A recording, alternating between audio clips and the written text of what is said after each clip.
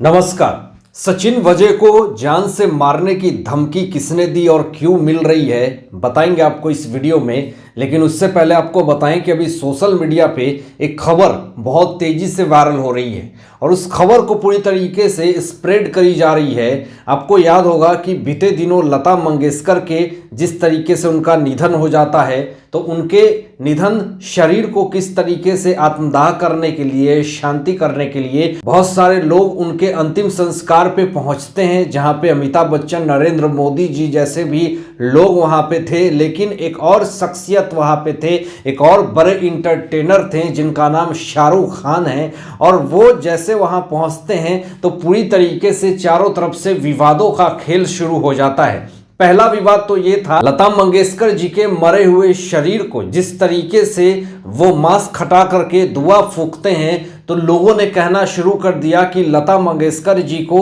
शाहरुख खान जो है वो थूक रहे हैं, ये कौन सी दुआ मांग रहे हैं, ये कौन सी शांति मांग रहे हैं। तो इस तरह से शाहरुख खान को पूरी तरीके से ट्रोलिंग का सामना करना पड़ा। आपको याद होगा दिलीप कुमार साहब के मरे हुए शरीर पे उनकी पत्नी से जब ये मिलने जाते हैं तो काले चश्मे पहन करके पहुंचते हैं तो लोगों ने कहा कि क्या ये डॉन की शूटिंग पे जा रहा है क्या। तो इस तरह की भी वहां पे भी इनको ट्रोलिंग का सामना करना पड़ा है। तो ये पुराना नाता है, जब भी ये मरे हुए लोगों के शरीर को जिस तरीके से वो आत्मदाह के लिए या फिर उनकी शांति के लिए ये जाते हैं तो कुछ ना कुछ कंट्रोवर्सी करके ही आ जाते हैं। लेकिन एक और बड़ी कंट्रोवर्सी फिर से निकल करके सामने आ रही है जो अपने आप में एक बहुत बड़ी बात है। आपको बताऊं कि यहाँ पे ट्वीट करके KRK जो कि एक फिल्म को पूरी तरीके से रिव्यू करते हैं और उनके ऊपर हजारों केसेस भी चल रहे हैं और केसेस चलने के बाद भी ये बाज नहीं आते हैं और हमेशा वाद विवाद में उठे रहते हैं, चाहे वो शाहरुख खान से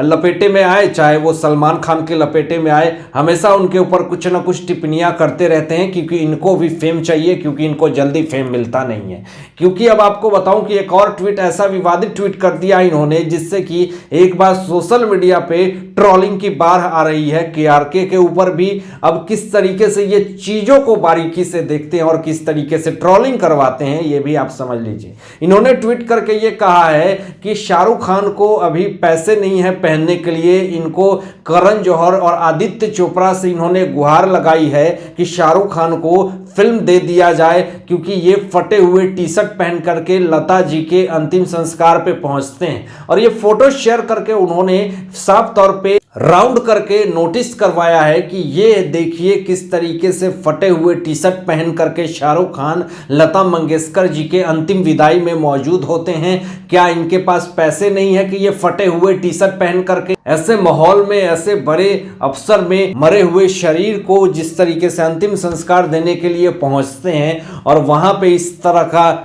विवाद भी करना, ये कितने शर्म की बात है। यहाँ पे लोगों ने ज्यादातर तो KRK को ही ट्रोल किया। शाहरुख खान की तो विवादों से, कंट्रोवर्सी से पुराना नाता है, चाहे वो कभी अपनी बेटी को लेकर के हो चाहे अपने बेटे आर्यन खान को लेकर के हो, हमेशा कुछ ना कुछ विवाद खड़ा होता ही रहता है, चाहे कभी उनकी फिल्मों को लेकर के हो। बहुत दिनों से उनकी फिल्में नहीं आ रही है जिस कारण से फैंस काफ़ी ज़्यादा तैयारी में हैं कि कब इनकी फिल्में आएंगी, क्योंकि इनकी फिल्में एक आई भी थी पुरानी, वो भी काफ़ी ज़्यादा पिट गई और लोगों ने पसंद नहीं किया। बहुत सारे फैंस हैं जो इनके फिल्मों को देखने के लिए काफ़ी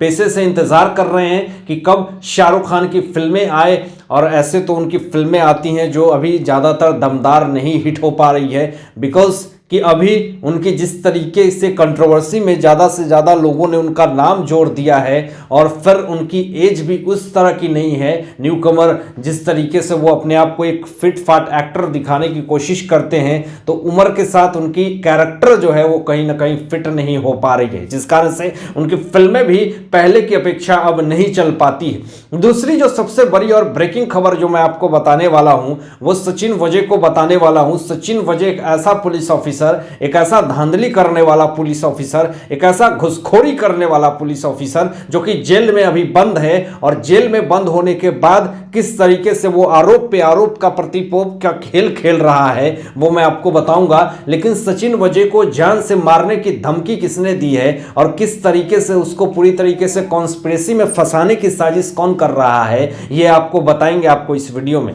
लेकिन आपको बताएं कि आपको याद होगा कि किस तरीके से सचिन वजह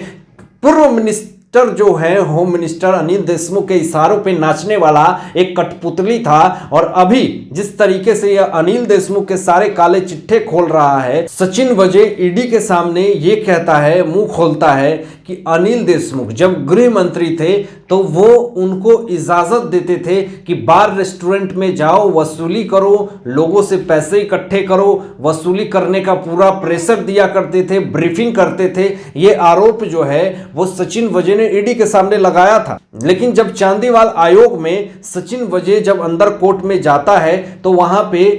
ये बोलता है कि अनिल देशमुख ने मुझे तो कभी कुछ कहा ही नहीं वसूली के लिए, ना मुझे बार और रेस्टोरेंट से वसूली के लिए कहा। ये सब निराधार है, ये सब कुछ गलत है, ये बिल्कुल ही गलत तरीके से उनको बदनाम करने की कोशिश करी जा रही है। सचिन वजय ने अनिल देशमुख के लिए ये बात कही, और जिस तरीके से चांदीवाल कोर्ट में ये बात कहा गया तो लोगों ने सोचा कि क्या सचिन वजय झूठ बोल रहा है या अनिल देशमुख झूठ बोल रहा है या सच बोल रहा है। ये पूरी तरीके से इन्वेस्टिगेशन चलने लगी। लेकिन आपको बताऊं कि कुछ दिन पहले आपको याद होगा कि सचिन वजय और परमवीर सिंह दोनों चांदीवाल आयोग में मिलते हैं, और मिलने के बाद बहुत सारी बातें होती हैं। अब इसके ऊपर भी जांच पूरी तरीके से बैठाई गई मुंबई पुलिस के तरफ से कि आखिर परमवीर सिंह और सचिन वजय दोनों चांदीवाल आयोग में क्यों मिलते हैं, किस रीजन से मिलते हैं, क्या बात विचार करते हैं, ये सारी चीजों का इन्वेस्टिगेशन होना चाहिए। लेकिन अभी जो सबसे ताजा और ब्रेकिंग खबर ये आ रही है कि चांदीवाल कोर्ट में सचिन वजय को फिर से मौजूद करवाया गया,